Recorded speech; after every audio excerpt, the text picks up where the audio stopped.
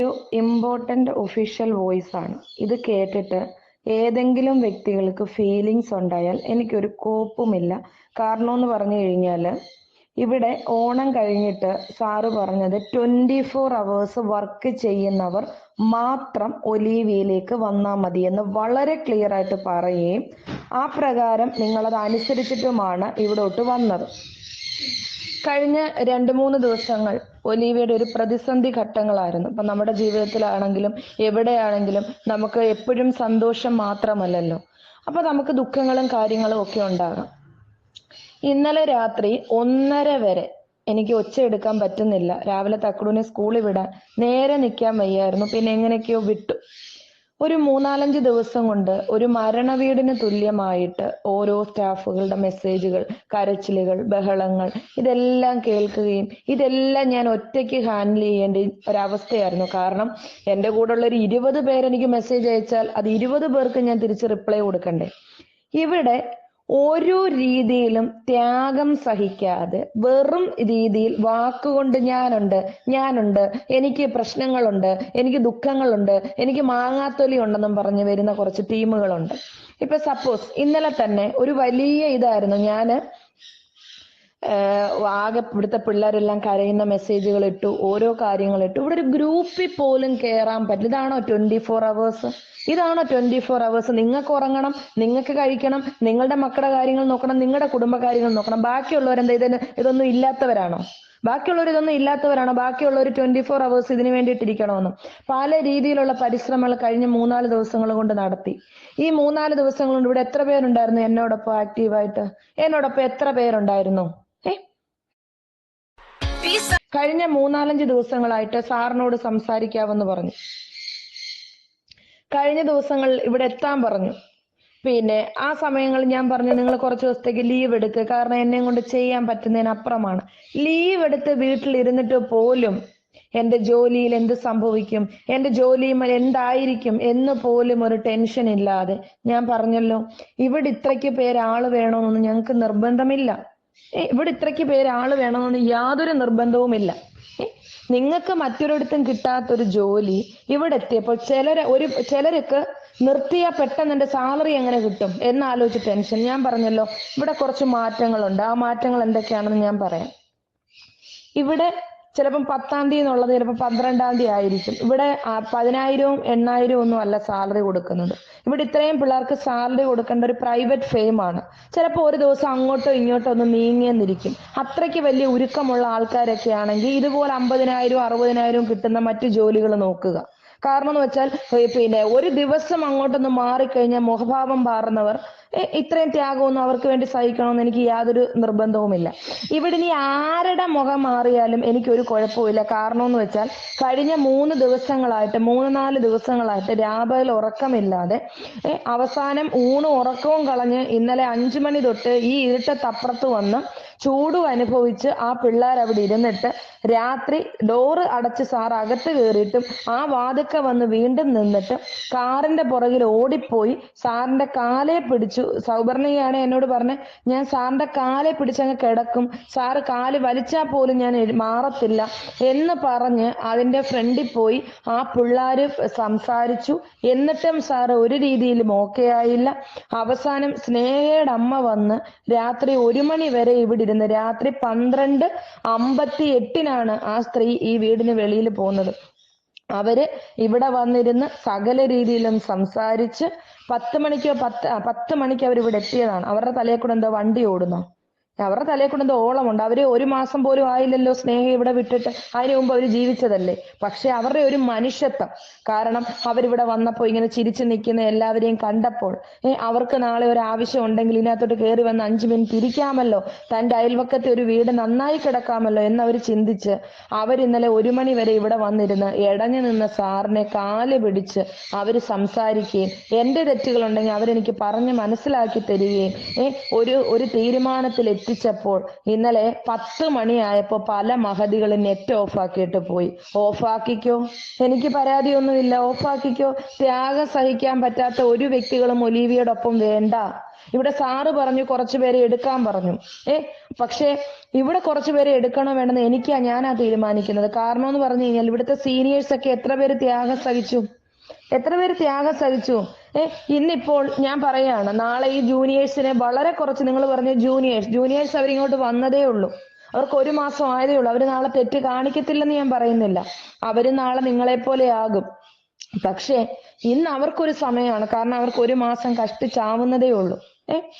അപ്പൊ അങ്ങനെ കാല് പിടിച്ചും ടെൻഷൻ അനുഭവിച്ചും സാറിന് ഒരു രീതിയിലും വേണ്ട എന്ന് പറഞ്ഞ് ഹോസ്റ്റലുകളും വിട്ടുകൊടുത്ത് സകലതും പോയെടുത്ത് എന്ത് റിസ്ക്കും ഞാൻ ഏറ്റെടുത്ത് കൊടുക്കാമെന്ന് ഒപ്പിട്ട് എഴുതി മേടിച്ചെടുത്തിരിക്കുന്ന ഒരു ഓൺലൈനാണിത്.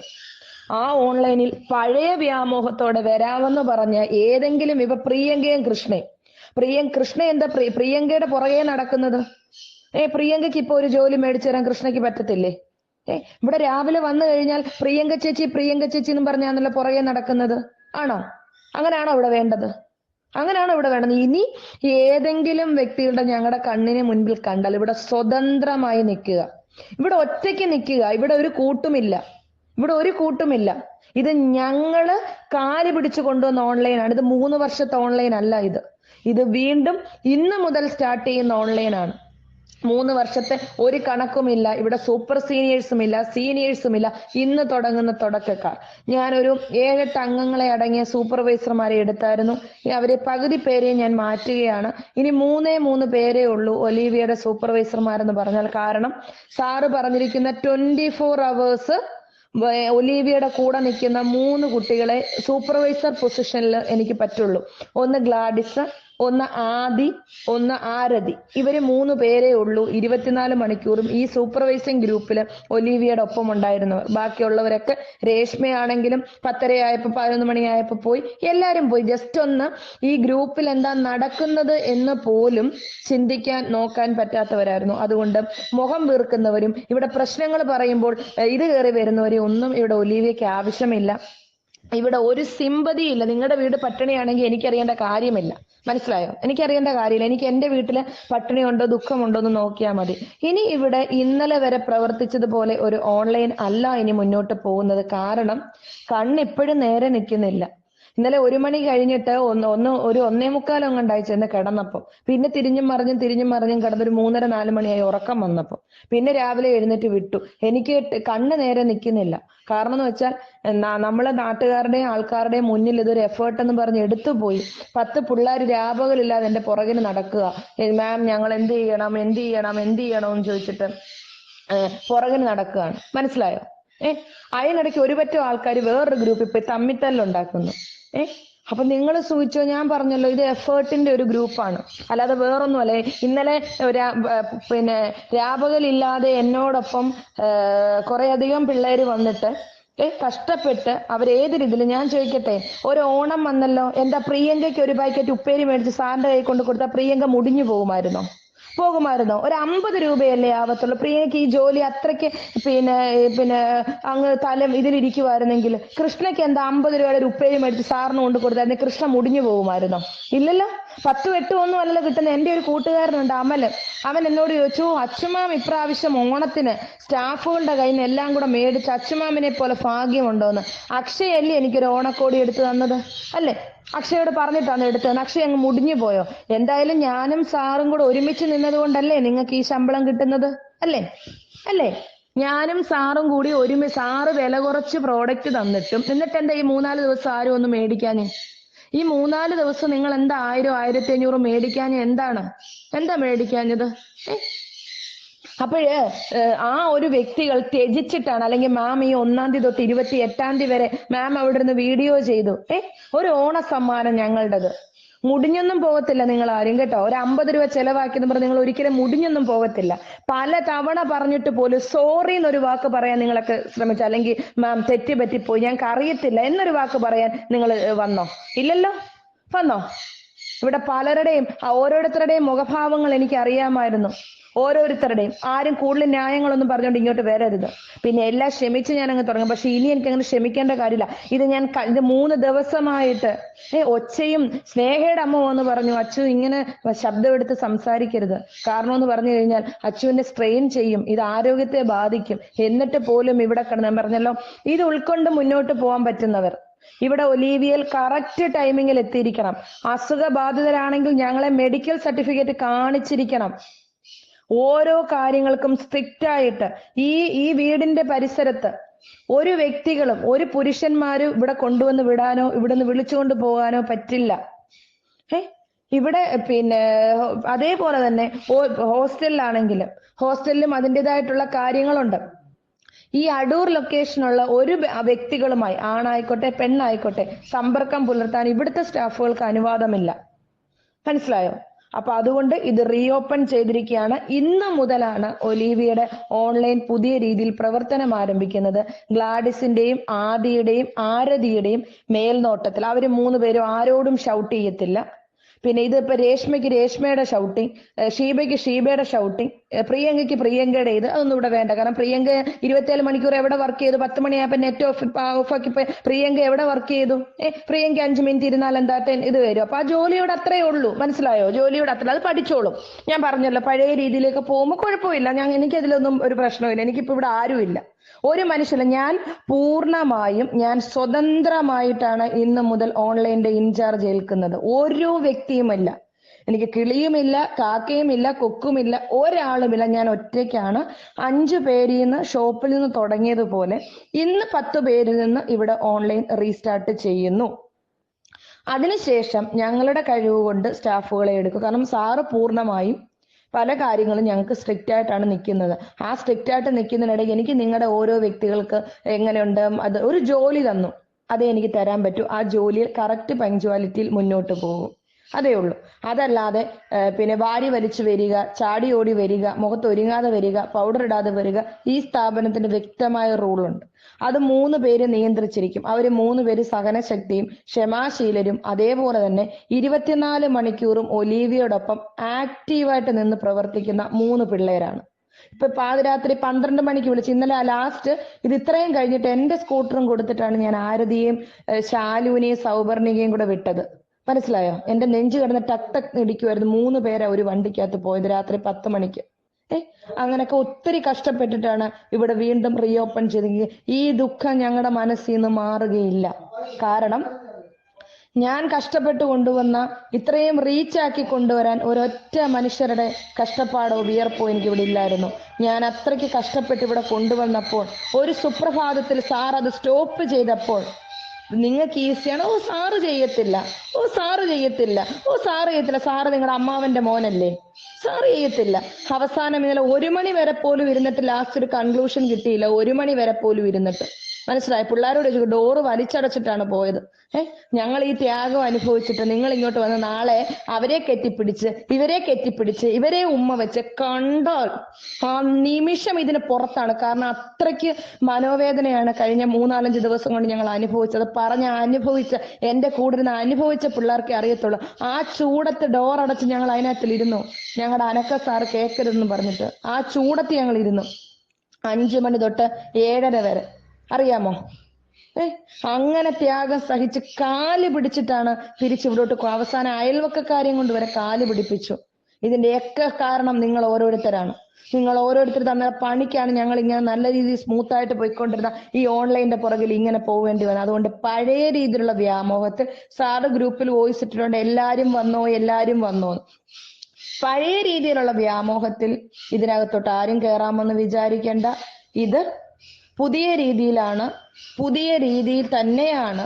ഇവിടെ ആരുടെയെങ്കിലും മടിയിലിരിക്കുന്നത് കണ്ടാൽ ആ നിമിഷം റിപ്പോർട്ട് കൊടുക്കും, ഇവിടുന്ന് മാറും. അത് ഗ്ലാഡിസിനും അറിയാം, ആരതിക്കും അറിയാം, ആദിക്കും അറിയാം. ഞങ്ങൾ 2-3 ദിവസം കൊണ്ട് ഞങ്ങൾ എടുത്ത കാര്യങ്ങൾ വാട്സപ്പിൽ പോലും ഇരിക്കാൻ മനുഷ്യത്വം കാണിക്കാതെ പോയവരാണ്. നിങ്ങൾക്ക് പറയാൻ റീസൺ കാണും.